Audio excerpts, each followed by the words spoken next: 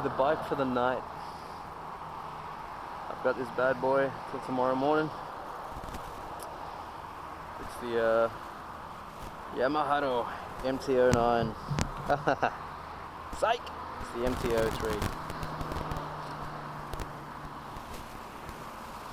This is the older version.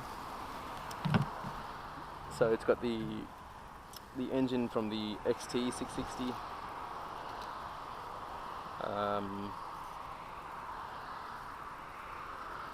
Yeah, it's actually quite different to the new one, which is a Mt03 with an engine from like an R3, 321cc. This is a 659, I think, 659cc.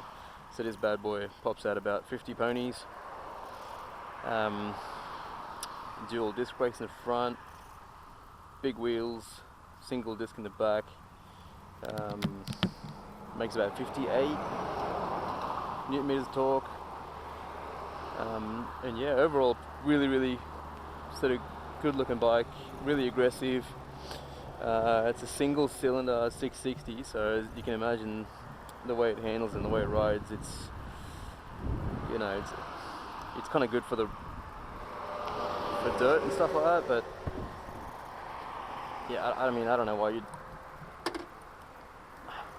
make a 660 single. It kind of feels like, I guess, a GS 650, something like that. A bit rough, really torquey, but sort of hard to negotiate with traffic and things like that. So yeah.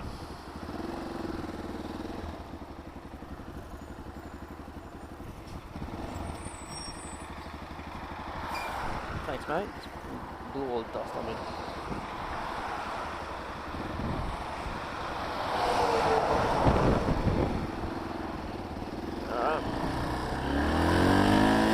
First, second,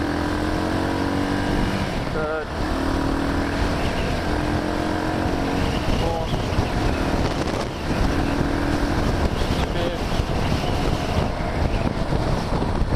So it's got balls. It's got a lot of torque. You know, when it's up and going, it's really nice. It's really good.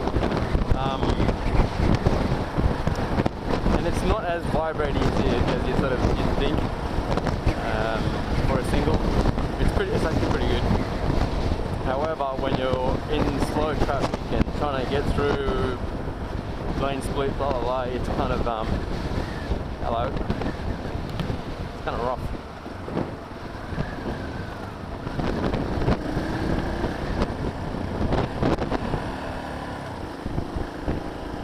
Good engine braking. Brakes on it's really nice as well. Like, let's go this way.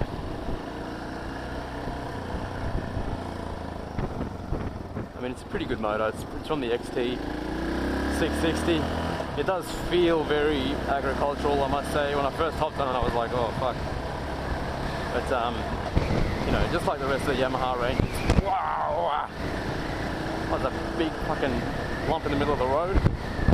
Just like the rest of Yamaha's MTs, build quality is great.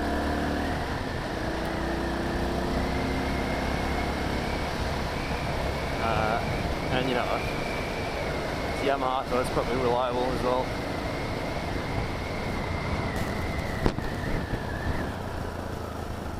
Down there, down the tree. It's really flickable, big handlebars.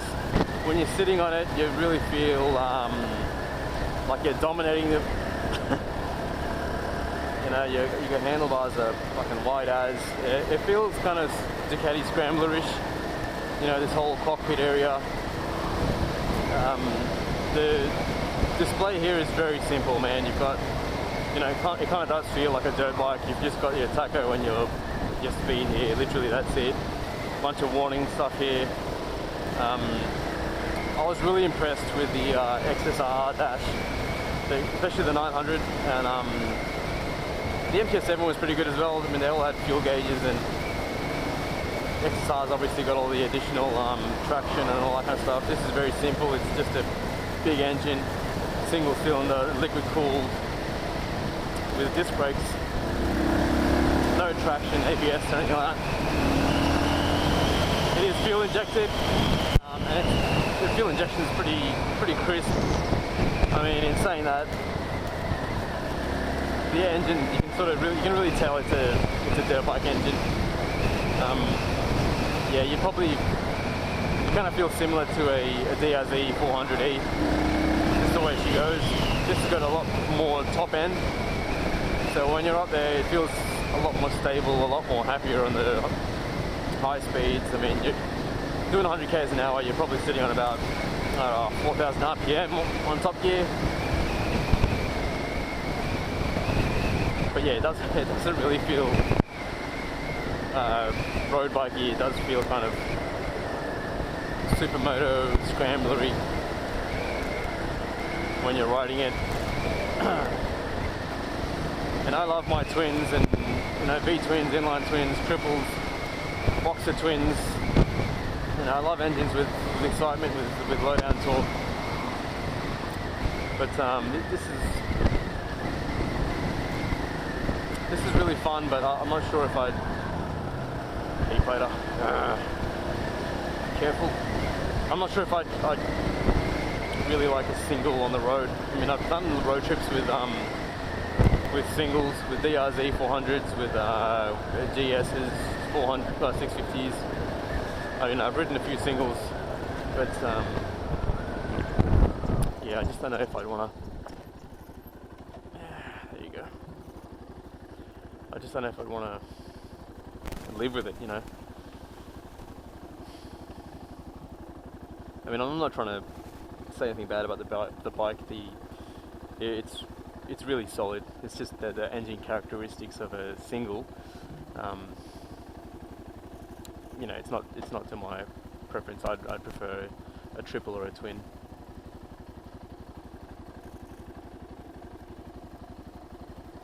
Because of the type of riding I do as well, I'd say. If you're going to be commuting, if you're going to be in traffic, or you're going to be in start-stops at a traffic conditions and tight roads and things like that, where you really need to be smooth with the throttle. I mean, I'm sure you can grow to use this in its best capacity, but you know, initial impressions would lead me to believe you're probably better off with something smoother. It feels quite agricultural, like I said. What else? Seating position is really comfortable. I'm about 5'9", I think. Both feet flat on the ground. It's not a tall bike at all. It's not an intimidating bike either to ride. You know, all you have to do is watch your throttle. Is it learner friendly? It is a learner bike. I guess it is kind of learner friendly, but it wouldn't be my suggestion if I was going to advise a bike to someone. You know, I wouldn't say get an Mt03. I'd probably say get the Mt07 or you know, get a Gladius or something like that, or what do you call it?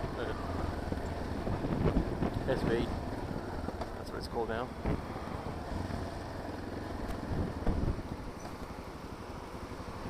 So yeah.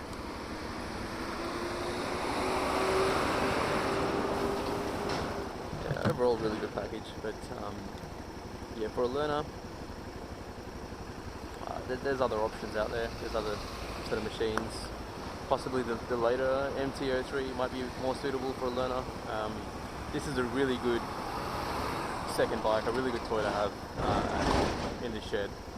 But yeah, look, I'd recommend an Mt07 if you're looking at this sort of capacity and power. I mean, this makes 50 horse, that makes about 75, but it delivers it a little bit more smoother and a bit more predictable. Anyways, that's just my opinion.